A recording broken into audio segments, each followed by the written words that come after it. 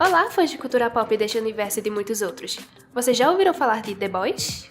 The Boys da Amazon se tornou um grande sucesso de crítica e de público. Com a sua trama sátira, ácida e controversa, trouxe mais um sucesso para o serviço de streaming da Amazon, que já chegou no Brasil dizendo pra que veio. Na série, a gente acompanha a história de Huggy, que teve sua namorada morta como dano colateral de uma perseguição envolvendo super-heróis. Logo depois, ele descobre que os super-heróis nesse mundo não são como as pessoas que aparecem nas mídias. Supes lose hundreds of people each year to collateral damage.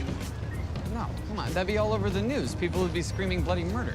E quem mais pode comprovar isso é a Annie, que é quem realmente nos interessa para esse vídeo. Bom, a Annie é convidada para fazer parte dos 7, a maior super equipe dos Estados Unidos, mas o que era para ser um sonho acabou se tornando um pesadelo. Já de cara ela percebe a verdade. No seu primeiro dia ela é abusada sexualmente por um de seus superiores, então podemos ver a Annie se distanciando de quem ela realmente é e se tornando algo que querem que ela seja. Basicamente, ela se tornou uma blogueirinha que tem que fingir estar sempre alegre para agradar os seus fãs e nunca passar uma imagem negativa. Numa reunião para decidir qual será o futuro da sua carreira blogueiríssima, a equipe diz que ela tem que trocar seu uniforme confortável e prático por um extremamente apertado e aberto nos seios, deixando ela o mais sexualizado possível. E quando ela mostra resistência em usar esse uniforme, os marqueteiros da empresa afirmam que o traje mostrando tudo é um sinal de empoderamento e feminismo. It's bold, it's brave, it's feminist. How is that feminist? Empowering. It says you're confident in your own skin and you're not afraid to show it. E bom, isso não é algo incomum no universo de super-heróis, sabe? Dá pra contar nos dedos as personagens femininas que utilizam trajes que são ou mega apertados revelando toda a anatomia do seu corpo, ou um biquíni mega curto que mostra mais do que esconde, ao invés de uma roupa, sei lá, normal. E só um parênteses aqui, eu sei que vai aparecer alguém querendo rebater isso dizendo que os super-heróis homens também usam roupas apertadas com músculos à mostra. Afinal, olha só como eles são tão musculosos. Não. Quando o personagem masculino é desenhado ou retratado com os músculos em evidência, não tem nada a ver com sex appeal ou qualquer coisa assim. É apenas mais uma amostra de fantasia de poder que os super-heróis representam. Quando você vê o Superman com o queixo perfeito, com os músculos bem destacados e com o cabelo do momento, aquilo é a mera representação do homem ideal, de como os leitores desejam ser. O mesmo vale para as personalidades dos personagens que sempre se mostram numa aparência de dominância e de poder. E daqui a gente pode voltar um pouco para 1973, quando o crítico de arte chamado John Berger publicou sua obra Ways of Seeing, ou Modos de Ver na tradução brasileira. Em sua obra, Berger explora como as imagens que passam pelos nossos olhos refletem a sociedade em que estamos inseridos. Por exemplo, quando uma fotografia não é apenas um clique de uma câmera, mas sim um recorte do olhar de um fotógrafo e como ele quer representar sua realidade. Pode parecer complicado, mas calma, eu juro que não é. O que ele quis dizer é que tudo depende do ponto de vista de quem vê. Absolutamente nada imparcial. É mais ou menos isso que Berger queria dizer. Um artista, seja um fotógrafo, um cineasta, ou no caso o desenhista de quadrinhos, vai sempre criar de acordo com a visão que ele tem das coisas. E Berger chegou à conclusão de que isso afeta diretamente o modo como a mulher é representada na arte.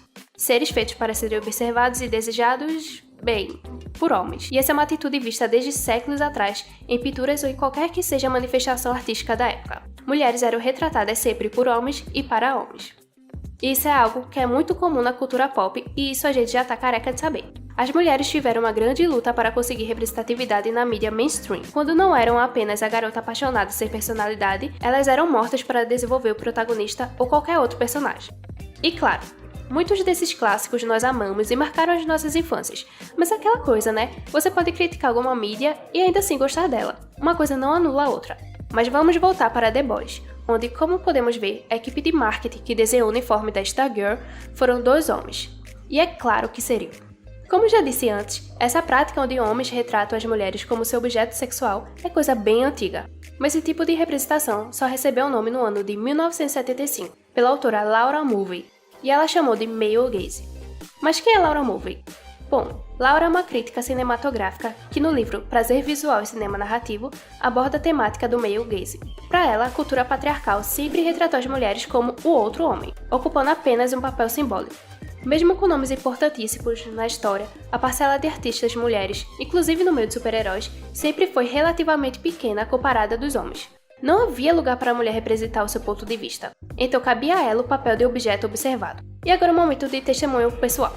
Como mulher e fã de super-heróis, sempre que eu li uma HQ ou assistia a um filme nos cinemas, sentia que algo me incomodava. Aquelas heroínas que eu tanto admirava tinham algo de estranho. E conversando com alguns amigos, homens, que também são fãs de super-heróis, essa sensação de estranheza simplesmente não havia neles. E foi aí que eu notei. Eu não me identificava com aquelas personagens. Enquanto que os homens héteros e brancos cabia uma gama de personagens das mais variadas personalidades e visuais, podendo sempre se identificar com um herói forte e valente. Já a mim, como mulher, só me cabia me identificar com a heroína gostosona que estava sempre dividida entre a razão e a emoção.